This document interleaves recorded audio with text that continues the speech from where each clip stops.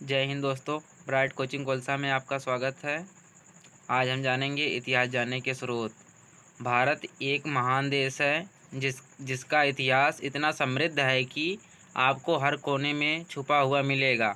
इतिहास का अध्ययन करने पर हमें ये जान पाते हैं कि हमारे देश में सभ्यता और संस्कृति कैसे विकसित हुई, धर्म और धार्मिक व्यवहार कैसे अस्तित्व में आए, या फिर कौन कौन सी कई ऐसी ऐतिहासिक घटनाएं घटित हुई हैं। प्राचीन इतिहास को जानने के स्रोत के बारे में विस्तार से इस ब्लॉग में दिया गया है।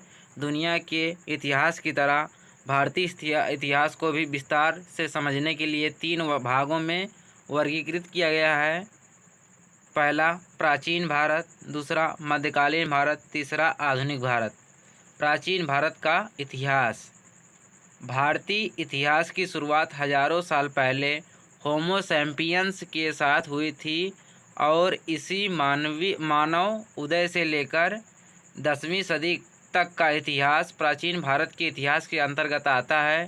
प्राचीन भारत कई मायनों में मध्यकालीन और आधुनिक भारत से अलग था, जिसमें क्षेत्रफल, सीमाएं, सभ्यता, संस्कृति आदि शामिल हैं। इन्हीं सब के बारे में जानकारी प्राप्त करने से पहले हमें विभिन्न स्रोतों का अध्ययन करना पड़ता है, जिनके बारे में हमने नीचे विस्तार से बताया है। प्राचीन इतिहास को जानने के स्रोत। पहला पुरातात्विक स्रोत, दूसरा साहित्यिक स्रोत, तीसरा विदेशी स्रोत। पुरातात्विक स्रोत। प्राचीन भारतीय इतिहास में पुरातात्विक स्रोतों का महत्वपूर्ण योगदान है। पुरातात्विक स्रोतों में मुख्य रूप से अभिलेख, सिक्के, स्मारक, भवन, मूर्तियाँ तथा चित्रकलाएँ आदि आते हैं। अभिलेख। भारतीय इतिहास में अभिलेखों को सबसे महत्वपूर्ण माना जाता है। प्राचीन काल में राजाओं तथा अन्य शासकों द्वारा पाषाणों, शिलाओं, स्तंभों, ताम्रपत्रों एवं दीवारों पर उत्कीर्ण किए गए पाठन सामग्री को अभिलेख कहा जाता है। यह आमतौर पर आदेशों का प्रसार करने के लिए किया जाता था, ताकि लोग उन्हें देख सकें और पालन कर सकें। इन अभिलेखों को अलग अलग भाषाओं में लिखा जाता था, जिसमें से प्रमुख भाषाएं पाली, संस्कृत और प्राकृतिक भाषा है। प्राचीन सिक्के। प्राचीन सिक्के ने भी भारतीय इतिहास में महत्वपूर्ण भूमिका निभाई है।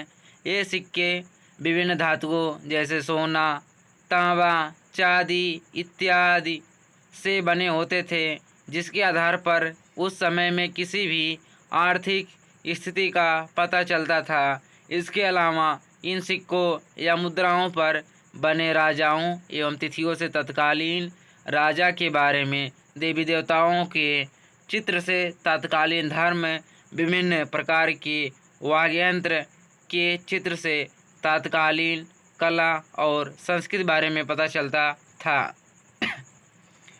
भारतीय इतिहास जानने के स्मारक एवं भवन। प्राचीन भारत के पुरातात्विक स्रोतों में स्मारक एवं भवन के जानने के स्रोत। स्मारक एवं भवन। जिस प्रकार से अभिलेखों, सिक्कों से प्राचीन इतिहास की जानकारी मिलती थी, उसी प्रकार से स्मारक एवं भवनों से भी प्राचीन भारत के सांस्कृतिक व धार्मिक जीवन का पता चलता है। इन स्मारकों में हड़प्पा, मोहनजोदड़ो, नालंदा, कंबोडिया का अंकोर वाट मंदिर, इंडोनेशिया में जावा का बोरोबुदुर मंदिर आदि शामिल हैं। चित्रकलाएँ एवं मूर्तियाँ। भारत में कई धर्मों में चित्रकलाएँ एवं मूर्तियाँ काफ़ी प्रचलन में रही हैं। भारत प्राचीन काल की चित्रकलाओं से धार्मिक व्यवस्था, संस्कृति एवं कला के बारे में जानकारी प्राप्त होती थी। इसके साथ ही चित्रों के माध्यम से प्राचीन समय के लोगों के जीवन की जानकारी भी मिलती है। इतिहास जानने के साहित्यिक स्रोत।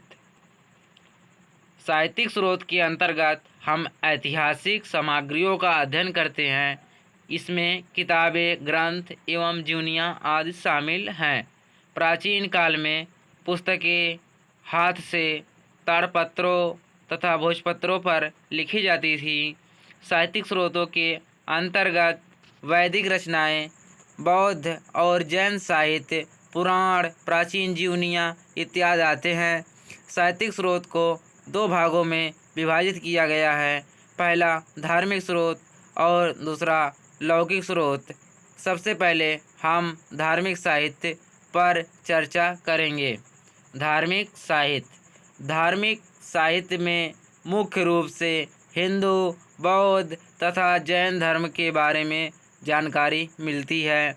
इन धर्मों के साथ साथ प्राचीन भारत के समाज, संस्कृति, लोगों की जीवन शैली व अर्थव्यवस्था आदि के संबंध में भी महत्वपूर्ण जानकारी प्राप्त होती है।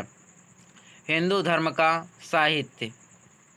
हिंदू धर्म का विश्व के सबसे प्राचीनतम धर्मों में से एक है। हिंदू धर्म में वेद, ग्रंथ और पुस्तकों के बारे में जानकारी प्राप्त होती है। वेद। हिंदू धर्म में 4 वेद हैं: ऋग्वेद, यजुर्वेद, सामवेद तथा अथर्ववेद। ऋग्वेद में देवताओं की स्तुतियाँ हैं।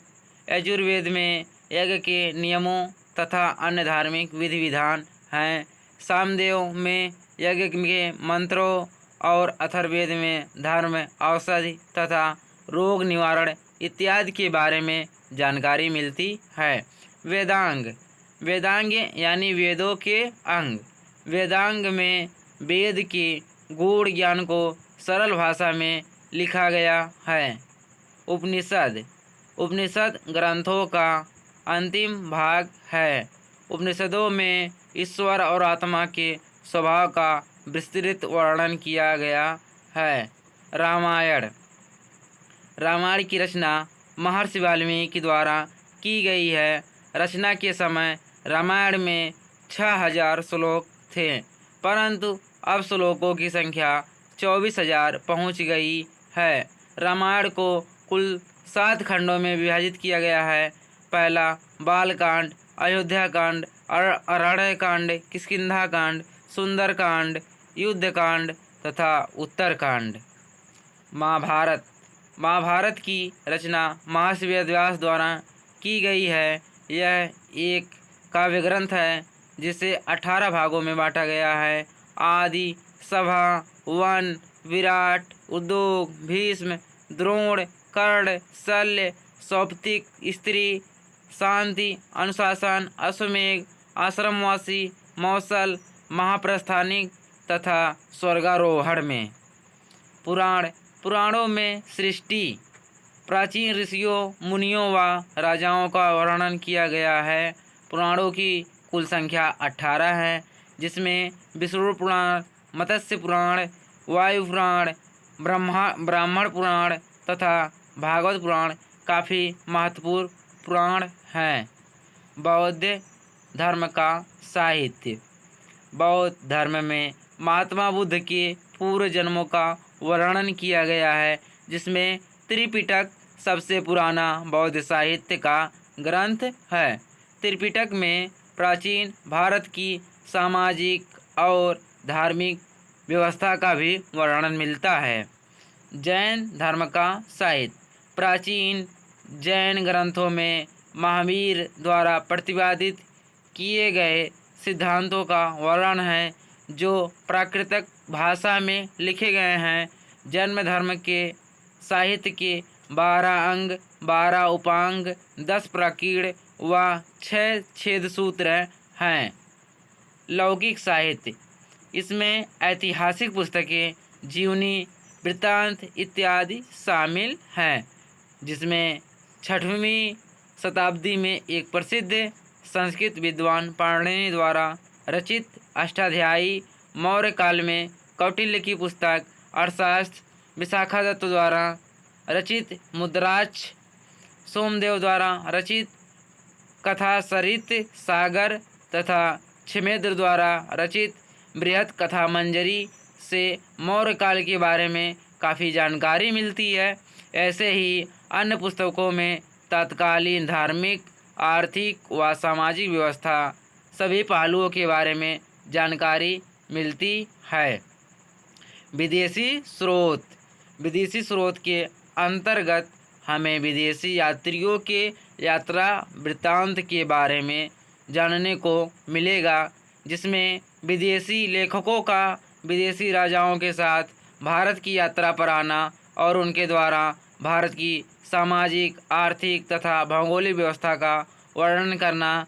कुछ महत्वपूर्ण विदेशी लेखक एवं उनके साहित्य निम्नलिखित हैं। हेरोडोटस। हेरोडोटस यूनानी लेखक एवं इतिहासकार थे, जिनको इतिहास के पिता के रूप में भी जाना जाता था। इन्होंने हिस्टोरिका नामक एक पुस्तक की रचना की थी, जिसमें भारत और ईरान के बीच आपसी संबंधों का वर्णन किया गया है। मेगास्थनीज चंद्रगुप्त मौर्य के दरबार में सेल्यूकस निकेटर का राजदूत थे, जिन्होंने अपनी पुस्तक इंडिका में भारतीय समाज और संस्कृति के बारे में लिखा था। डायमेकस सीरियन राजा अंतियोकस का राजदूत था, जो बिंदुसार के दरबार में आया था। पिलानी ने नेचुरल हिस्टोरिका नामक पुस्तक लिखी, जिसमें उन्होंने भारतीय पशु, पेड़ पौधे, खनिज पदार्थों आदि का वर्णन किया है। फाहियान प्रथम चीनी यात्री जो चंद्रगुप्त विक्रमादित्य के शासनकाल में भारत आए और कई सालों तक भारत में रहे, फिर अपनी पुस्तक में अपनी भारतीय राजनीतिक तथा सामाजिक स्थितियों का वर्णन किया। हेनसांग यह सम्राट हर्षवर्धन के शासनकाल में भारत आए थे। यह भी कई सालों तक भारत में रहे और इनकी पुस्तक से भी तत्कालीन भारत के संबंध में कई अहम जानकारी मिलती है। इतसिंग यह भी एक चीनी यात्री थे, जिन्होंने बिहार प्रदेश का भ्रमण किया तथा इन्होंने नालंदा विश्वविद्यालय में अध्ययन किया था। आज के लिए बस इतना ही। हमारे चैनल का कंटेंट आप लोगों को पसंद आए, कृपया चैनल को लाइक एवं सब्सक्राइब करना ना भूलें।